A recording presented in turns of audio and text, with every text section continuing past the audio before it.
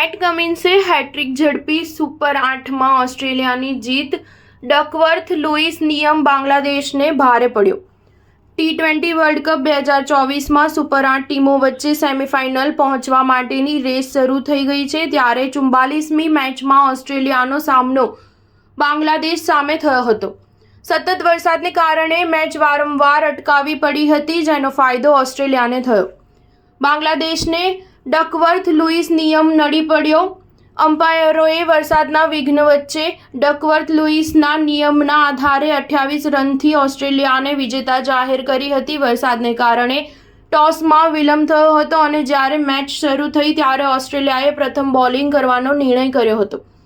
પહેલા બેટિંગ કરવા ઉતરેલી બાંગ્લાદેશની ટીમે ઓસ્ટ્રેલિયાને જીતવા માટે 141 રનનો ટાર્ગેટ આપ્યો હતો. ઓસ્ટ્રેલિયાની બેટિંગ દરમિયાન સતત વરસાદ નડ્યો હતો. એક સમયે 6.2 ઓવર સુધી ઓસ્ટ્રેલિયાએ બેટિંગ કરી હતી. ત્યાર પછી ટ્રેવિસ હેડ 31 રન બનાવીને આઉટ થયો હતો અને મિશેલ માર્શ 1 રન બનાવીને આઉટ થયો હતો. બીજા છેડે ડેવિડ વોર્નરે ઝડપથી રન બનાવવાનું ચાલુ રાખ્યું અને 34 બોલમાં પોતાની અડધી સદી પૂરી કરી. ઓસ્ટ્રેલિયાનો સ્કોર 100 સુધી પહોંચ્યો ત્યારે ફરીથી વરસાદ પડ્યો અને મેચ આખરે આગળ ન વધી શકી.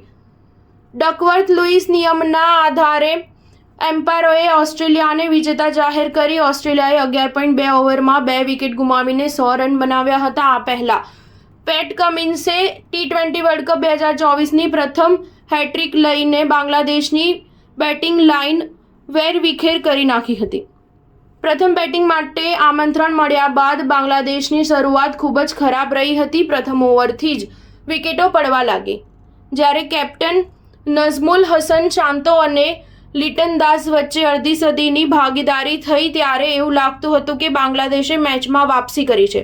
પરંતુ મેક્સવેલ અને એડમ ઝમ્પાએ એક પછી એક 2 વિકેટ ઝડપીને બાંગ્લાદેશને બેકફૂટ કરી ધકેલી દીધી હતી. સ્ટાર ન્યૂઝ 7 હંમેશા સચ્ચાઈની સાથે.